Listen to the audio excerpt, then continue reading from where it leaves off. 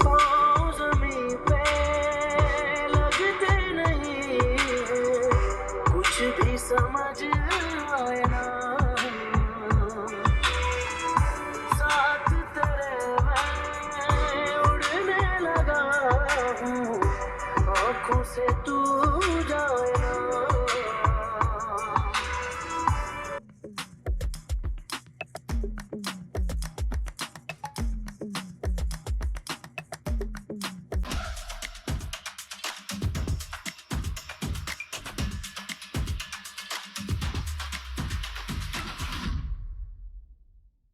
अस्सलामुअलैकुम, welcome to other MR vlog. और ये वाला व्लॉग मैं काफ़ी अरसे से सोच रहा हूँ कि बनाया जाए। टाइम हमारे पास अभी अलहदा से नहीं है क्योंकि एक जगह जा रहे हैं, वहाँ से हमने आगे निकलना है, तो गाड़ी में ही बैठ के होगा। होपफुली साउंड का इतना मसला नहीं आ रहा होगा आपको, मैं एसी भी कम कर देता हूँ। काफ़ी लोगों के लिए फ़ायदा मंद रहेगा जो कि लाइसेंस करना चाह रहे हैं। हम थोड़ा सा डिटेल में एक्सप्लेन करेंगे कि क्या एक्सपेंसेस आपको पड़ते हैं, तकरीबन कितने खर्चा इसमें आता है। इसका कुछ स्ट्रेट फॉरवर्ड आंसर नहीं है क्योंकि डिपेंड करता है। अगर तो आप पहले से लाइसेंस आपने किया हुआ है तब आपको थोड़ा सस्ता पड़ जाता है, वो हम बताते हैं कि क्यों सस्ता पड़ता है। और अगर आप बिल्कुल नया लाइसेंस करते हो, जिस तरह एहसन भाई ने किया था, पाकिस्तान से इनके पास लाइसेंस नहीं था, इन्होंने यहीं पे सीखा और यहीं पे इन्होंने लाइसेंस किया। इनका I think last month he clear हुआ था एहसन भाई आपका लाइसेंस। 2 महीने पहले, हाँ, लाइक इन अप्रैल 2 महीने पहले क्लियर हुआ था एहसन भाई का। और अब देखें माशाल्लाह ऑटोबान जर्मनी की मोटरवे जो हाईवेज़ पे चला रहे हैं। जो वीडियो हम डिस्कस करेंगे कि क्या करना चाहिए अगर आपने सस्ते में लाइसेंस करना है, तो क्या क्या स्टेप्स होते हैं लाइसेंस के। मैं जब आया था यहाँ पे जर्मनी, उसके कोई आधे साल के अंदर अंदर या 1 साल के अंदर अंदर मैंने लाइसेंस अपना कर लिया था। टोटल मुझे 3 से 4 महीने का टाइम लगा था। अच्छा, ये वाला टाइम ड्यूरेशन भी हर इंसान के लिए वेरी करेगा क्योंकि आपने थ्योरी की तैयारी करनी होती है, फिर प्रैक्टिकल क्लासेस लेनी होती हैं, उसके बाद जाके आप एग्ज़ाम देते हो। मेरे केस में अच्छा सीन ये हुआ था कि थ्योरी की मैंने हफ्ते डेढ़ में तैयारी कर ली थी। उसके कोई 1000 सवाल होते हैं, लेकिन मैं बैठ के टिक के ना वो मैंने कर लिए थे और इतने मुश्किल नहीं लगे थे, बट वो क्लियर हो गया था आराम से। सबसे पहला जो स्टेप होता है वो फारशूले, जो कि ड्राइविंग स्कूल होता है, वहाँ पे आपको रजिस्ट्रेशन करवानी पड़ती है। जर्मन में उसे अनमेल्डुंग कहते हैं। भाई ने भी करवाई होगी। और अनमेल्डुंग की डिफरेंट फ़ीस होती है डिफरेंट फारशूले में। लाइक वो अपनी सिटी में, जिस तरह आप बर्लिन में चले जाओ, वहाँ कोई 60-70 फारशूलर्स होंगे, तो हर किसी का अपना फ़ी का क्राइटेरिया होता है। सिर्फ इंग्लिश में कराते हैं, हो सकता है वो थोड़ी ज़्यादा फ़ीस लें क्योंकि उन्हें पता है कि यार हम थोड़ा एज प्रोवाइड कर रहे हैं, इंग्लिश में दे रहे हैं तो इंटरनेशनल लोग हमारे पास आएंगे।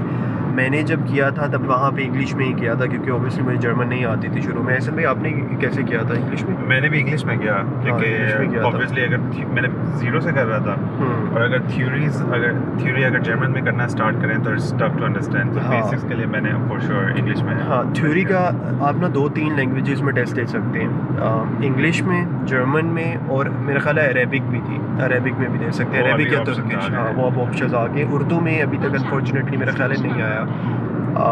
बट खैर इंग्लिश में आप लोगों को मसला नहीं होना चाहिए, ईजी होता है। ज़्यादातर जो भी इंग्लिश का टेस्ट देते हैं, और मोस्टली जो इंटरनेशनल स्टूडेंट्स भी होते हैं या जॉब के लिए भी आते हैं, वो इंग्लिश में ही देते हैं। तो ये यहाँ पे है आपको कि इंग्लिश में आप दे सकते हैं।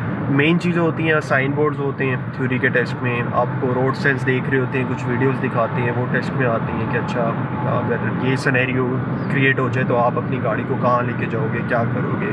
It is basically just an app जो कि हर फारशूले की अपनी ऐप होती है, और उसमें ऐप में टोटल 1300 क्वेश्चन होते हैं प्रोबेबली, और उन्हीं क्वेश्चन में थ्योरी एग्जाम्स आता है। तो आपको बेसिकली उन 1300 क्वेश्चन की प्रिपरेशन करनी होती है। That's basically theory. मतलब एक ऐप उन्होंने बनाई हुई है जो कि हर साल थोड़ी बहुत अपडेट करते रहते हैं। थ्योरी की ऐप में क्या होता है कि वो सवाल आपको देते रहते हैं, आप उसकी प्रैक्टिस करते रहते हो, और जब आपको लगे कि हमारा हो गया है, लाइक 1000 सवालों तकरीबन आपको आंसर आ गए, तब आप थ्योरी का टेस्ट देते हो। 30 क्वेश्चन होते हैं जिनमें 3-4 आप गलत भी कर दो तब भी नॉर्मली वो पास हो जाता है। नॉर्मली आपको फारशूले वाले भी दे देते हैं, लेकिन ऑनलाइन भी आप बाय कर सकते हो, 10-15 यूरो की मिल जाती है। फारशूले वाले अक्सर थोड़ी महंगी देते हैं, 60 यूरो तक वो दे रहे होते हैं, बट कोई डिफरेंस नहीं होता 10 यूरो वाली में और 60 यूरो वाली में सेम ही होती है। आपने थ्योरी की प्रिपरेशन कर ली, थ्योरी का टेस्ट दे दिया।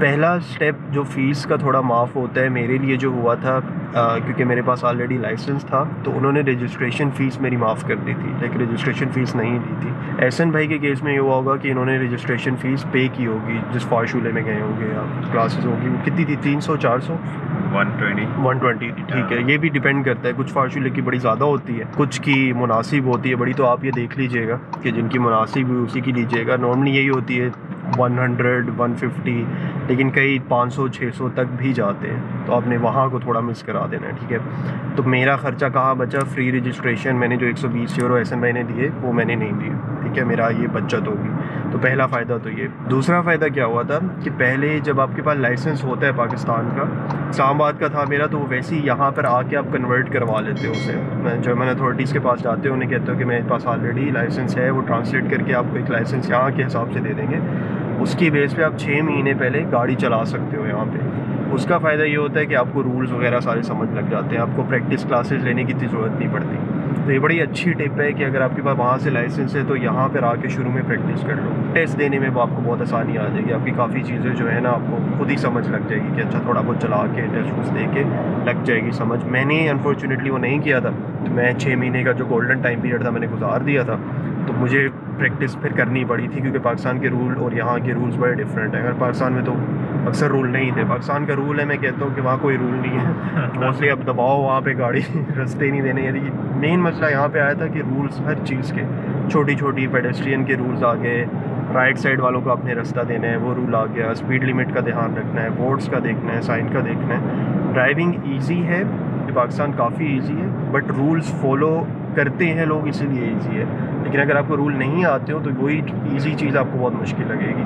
तो इसलिए रूल्स का एक मेरा ख्याल है बहुत इंपॉर्टेंट आपको पता होना चाहिए, साइंस का क्या मतलब है, रूल्स का क्या सिनेरियो है। एक और चीज़ जो मुझे नहीं करनी पड़ी थी बट एहसन भाई को करनी पड़ी होगी, वो होता है थ्योरी की क्लासेस, वो आपको जाके लेनी होती। उन थ्योरी की क्लासेस में तकरीबन मेरा ख्याल है 6 से 12 क्लासेस होती है, I don't know, not sure. 12 होती क्लासेस, हाँ, थ्योरी की, वो जो तैयारी करवाते हैं ना, हाँ, 12 मतलब वो बैठे होंगे, वो एक्सप्लेन कर रहे होंगे वहाँ पे टीचर, आपको सुनना पड़ेगा सारा, जाके वो क्लासेस लेनी पड़ेंगी। और उन क्लासेस जब लोगे, जब तक नहीं लोगे तब तक आप थ्योरी का टेस्ट नहीं दे सकते, वो जो रिटन टेस्ट होता है। मेरे केस में मेरी थ्योरी की क्लासेस नहीं थी, उसकी भी आपने अलग फीस दी होगी असल में थ्योरी की क्लासेस की, हाँ, कोई 60 euro something like that, 60 euro दी थी, ठीक है। तो वो 60 यूरो मुझे नहीं देने पड़े, और सबसे अच्छी चीज़ ये थी कि मुझे जाना भी नहीं पड़ा थ्योरी क्लासेस लेने के लिए, क्योंकि अक्सर वो जर्मन में ऑफ़र होती हैं। जर्मन में मुझे कोई इतना ख़ास फ़ायदा भी नहीं लग रहा था, क्योंकि उस टाइम पे जिस तरह मैंने कहा मुझे आती भी नहीं थी। तो वो चीज़ मेरी एग्जाम्प्ट हो गई थी जो थ्योरी। आजकल के टाइम पे काफ़ी इंस्टीट्यूट्स हैं, फार्शुले जो कि इंग्लिश में ऑफर कर रहे हैं। मेरी जो थ्योरी क्लासेस थी वो इंग्लिश में थी, तो मेरे लिए ईजी था।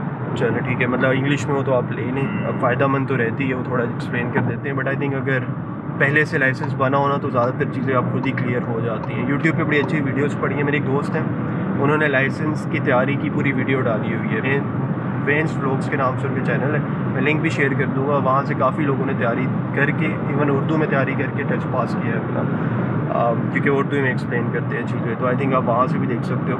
तैयारी कर ली, ये आपका स्टेप हो गया फार्शुले में रजिस्टर करवाना। सेकेंडली आपका स्टेप हो गया थ्योरी की तैयारी की और थ्योरी का टेस्ट आपने दे दिया, ठीक है। जब तक वो पास नहीं होता तब तक आप गाड़ी के अंदर नहीं बैठ सकते, प्रैक्टिकल क्लासेस की प्रैक्टिस नहीं कर सकते, ठीक है। इसे प्रैक्टिस प्रूफुम कहते हैं जर्मन में, जिसमें आप प्रैक्टिकली गाड़ी चलाते हो।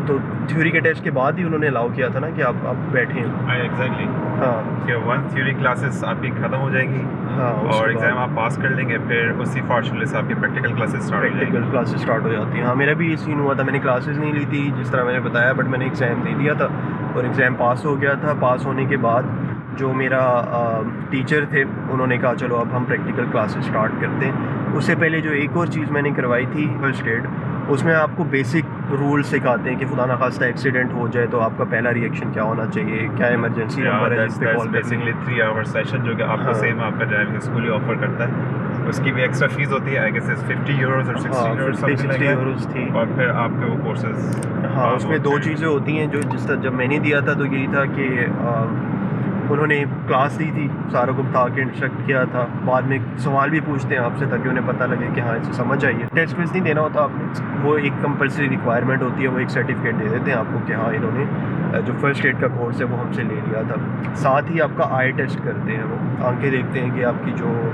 आई साइट है वो ठीक है कि नहीं, अगर नहीं ठीक होती है, कमज़ोर लगती है तो फिर क्लासेस रिकमेंड करते हैं और क्लासेस फिर आपने लगानी। ये चीज़ें लेकर आपने जो लाइसेंस सर्विसेज देते हैं, जो लाइसेंस आपको एट दी एंड जो अथॉरिटी है लाइसेंस इशू करने वाली अथॉरिटी, एंड दैट्स टूफ। हाँ, दैट्स टूफ, जो मोस्टली लोग करते हैं वो टूफ के थ्रू करते हैं। मैंने भी टूफ का दिया था, TUV के नाम से होता है उसे, टूफ का टेस्ट। वो आपने सारे डॉक्यूमेंट जाके उन्हें पकड़ा देने। ठोफ आपको डेट प्रोवाइड करता है टेस्ट की, ठीक है, लेकिन उससे पहले वो आपसे डिमांड यही करेगा कि अपने थ्योरेटिकल जो आपका रिज़ल्ट आया है वो हमें सेंड करें, अपना जो रूल रजिस्टर हो जो स्कूल में आप वो सेंड करो, फिर ये अपना आई सेट का सेंड करो, और साथ ही साथ आप अपना ये भी सेंड करो स्टेट वाला, वो सबमिट करवाओ। वो जब सारी चीज़ें सबमिट करवा देते हैं उसके बाद आप अपनी प्रैक्टिकल क्लासेस लेना स्टार्ट कर देते हो। और प्रैक्टिकल क्लासेस का बड़ा सीन होता है, जब तक आपके टीचर को नहीं लगेगा कि आप फुली प्रिपेयर्ड हो टेस्ट के लिए, वो आपको रिकमेंड नहीं करेगा आगे, ठीक है। ये सीन हुआ था आपके साथ ऐसे भाई? या हर स्कूल में ऐसे ही होता है, जब तक आपके टीचर को नहीं लगता कि आप प्रिपेयर हो चुके हो तो आपको एग्ज़ाम नहीं दे देता बेसिकली।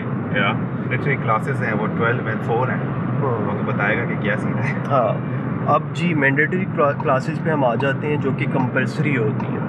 अगेन मुझे क्या फ़ायदा हुआ था उस चीज़ का कि मुझे कोई कंपलसरी क्लासेस मेरी नहीं थी, लाइक कोई रूल सेट नहीं था कि आपने इतनी मिनिमम क्लासेस लेनी है। जब फार्शूले को लगता, जो मेरा लहरर था, जो टीचर था, उन्हें लगता कि लहरर टीचर को ही कहते हैं जर्मन में, उन्हें लगता है कि हाँ इनका आज ही तैयारी होगी है, तो वो हो सकता था दूसरी क्लास पे भी मुझे रिकमेंड कर देते कि हाँ मुझे लग रहा है कि तुम सही बिल्कुल चला रहे हो, तो तुम सेकंड क्लास में जाके टेस्ट दे देते।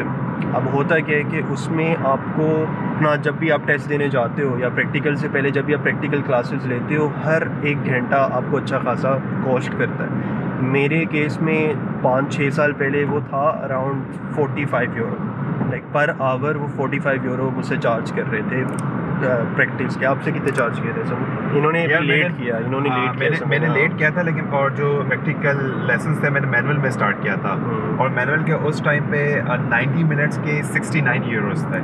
69? हाँ, फिर मैं मैनुअल से ऑटोमेटिक में स्विच हुआ था लगभग 6 क्लासेस के बाद, और ऑटोमेटिक के मुझसे लिए थे 89 यूरो 90 मिनट्स के। 90 मिनट्स के, ठीक है। मैं 60 आवर्स के बता रहा हूँ, 60 मिनट्स के बता रहा हूँ। ऐसे में मतलब 45 मिनट के होते थे, सॉरी, वो 45 के मेरे 45 यूरो चार्ज करते थे।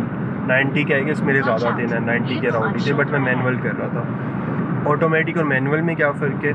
जो बंदा मैनुअल कर रहा हो, बार मैनुअल गाड़ी का लाइसेंस हो, वो ऑटोमेटिक चला सकता है विदाउट ऑटोमेटिक का लाइसेंस लिए, बट जिसने ऑटोमेटिक गाड़ी सीखी है, ऑटोमेटिक गाड़ी पे टेस्ट दिया है, वो मैनुअल गाड़ी नहीं चला सकता। तो ये एक एडवांटेज है मैनुअल गाड़ी का। अब मैनुअल गाड़ियाँ अब ज़्यादातर तो ऑटोमेटिक आने लगी हैं वैसे भी, बट फिर भी कुछ जो सस्ती गाड़ियाँ होती हैं 500-600 यूरो 1000 यूरो तक इवन मिलती हैं, वो ज़्यादातर अभी भी मैनुअल में ही आती हैं। तो मुझे पाकिस्तान में भी मैनुअल चलाई हुई थी, तो वो भी मसला नहीं था, तो मैं मैनुअल में ही कर रहा था।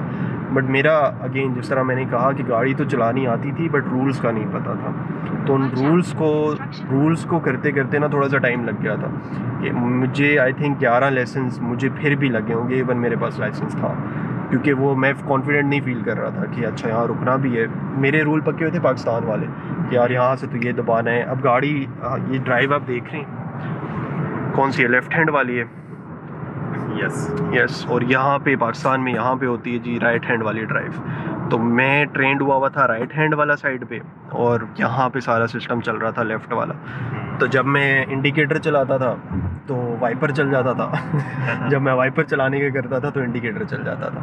ये मसला एहसन भाई को नहीं आया होगा, क्योंकि इन्होंने शुरू से ही यहाँ के रूल्स के मुताबिक यहाँ की गाड़ी ये वाली बैठ के ये सीखी है, तो एहसन भाई ये वाला मसला आई थिंक इतना नहीं आया होगा। नहीं आया, जीरो से क्या है एग्जैक्टली। लेकिन मेरा सारा वही बना हुआ था, गेयर लगाने भी मैं उधर शीशे की साइड पे जा रहा होता था, या मैं कहता था यार ठीक है, तो उसे फील हो गया था कि यार इसे थोड़ी सी ना प्रैक्टिस की ज़रूरत है।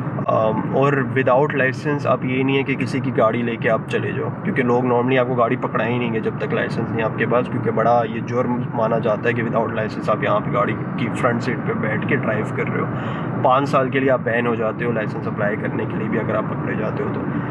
कुछ लोग ये करते हैं कि गांव साइड पे चले जाते हैं जहाँ रश रुश ना हो या पुलिस का इतना ख़तरा ना हो, वहाँ पे थोड़ी बहुत प्रैक्टिस करते रहते हैं। बट अगेन मेन सिटी में भी आपने चलानी होती है, प्रैक्टिस की आपको थोड़ी ज़रूरत पड़ती है। आपने कितने लाइसेंस लिए थे इसमें? 12, 13, 14, 15, 17, 18, 19, 22। तो 22 प्रैक्टिकल लेसन्स ड्राइविंग के लिए थे। 22 को आप मल्टीप्लाई कर दें, तकरीबन मेरा ख्याल है किससे 90 मिनट के आपने लिए थे? 22 90 मिनट्स के 90 मिनट के 22 लिए थे आपने? 90 मिनट्स। वाओ। एक्चुअली 12, 13, 14, 16 तो मैंडेटरी होती है। हाँ, 12 सिटी की एंड ऑल दैट, और 4 हाईवेज की। तो ठीक वो है। मैंडेटरी के बाद ऑब्वियसली मेरे ट्रेनर को लगा कि अब और मैं जो- एलिजिबल नहीं जा सकता, मतलब हाँ। ट्रेन नहीं हूँ प्रॉपर, तो उसने मुझे एक्स्ट्रा क्लासेस दी। ठीक है, एक्स्ट्रा क्लासेस तो ऑब्वियसली फिर पे किया है पे ना। किया था, ठीक है। तो आपके टोटल कितने लगे होंगे? लाइक 1500 यूरो तो इधर ही लग गया होगा मेरा ख्याल है। आई गेस मैंने कैलकुलेट किया था रफली 1700 से 1800 यूरो। 1700 से 1800 यूरो लगा था, हाँ, ठीक है। लेकिन ये है